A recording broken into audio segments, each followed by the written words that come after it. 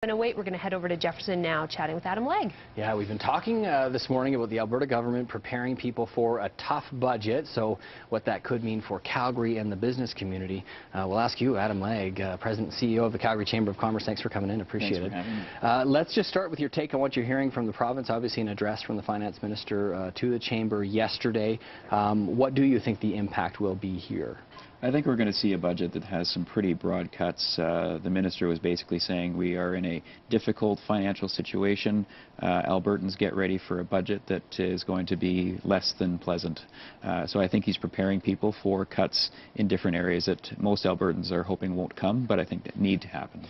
Many of your members obviously would be front and center with the issue that he is singling out, which is resource revenue. Do you agree with his assessment of the concern?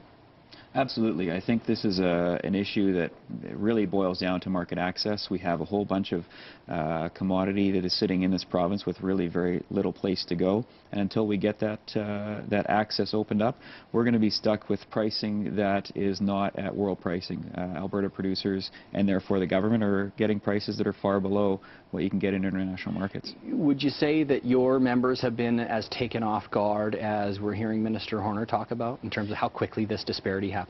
I think some of them are, but I think a lot of people knew that if we didn't begin to get some of these pipelines opened up, that the pricing differentials would grow. So there's been a lot of talk of the province sort of floating tax trial balloons, that kind of thing. Do you expect to see a form of tax come in at some point from this government? I don't think that any change to our revenue model right now is going to happen in the near future. In fact, the minister said don't expect that with this budget particularly. But I think that over time, while these pipelines may help with some of the pricing issues, the long-term picture is that the world dynamic for oil and gas has changed. And I think we need to have that conversation around what is the right revenue model for Alberta.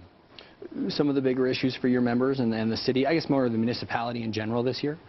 Well, a couple key things. One is that the red tape initiative is a huge one for us. We're very front and center working with the city in terms of getting that initiative launched with the mayor's office.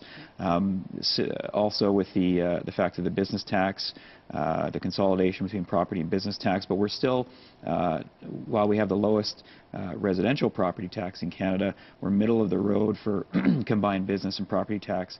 So I think business wants to see either some greater value for money or some greater competitiveness on that front. So you'll be working towards that. Let's talk about, I know every year you talk to your members and you sort of establish priorities for the year ahead. Let's talk about 2013 and maybe you sort of, I think we got it boiled down to your top three priorities. The first, business tax, you just mentioned, tops the list. Labor market, another big issue, labor market and skill development. Talk about that. Labor is huge, and we've seen it coming for a long time, and we know it's going to be in front of us for a lot more years to come. So we're working very closely with the federal government and provincial governments on changes to our immigration policies.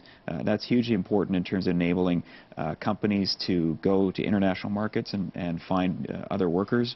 Also in terms of finding untapped labor potential, we've got a new Aboriginal Business Connections series, which is about companies working in Aboriginal communities, creating great opportunities for those to work collaboratively so that they can find untapped labor pools to work with. Yeah, I know your third point there, energy market access, that's going to be a big one. You'll be advocating hard at different levels of government for that. We're out of time, but thanks so much for coming in. Appreciate it, and we'll look forward to the year ahead, having you back in and seeing how those initiatives are going. Thanks for having me. Okay, Adam Legge, the President and CEO of the Calgary Chamber of Commerce.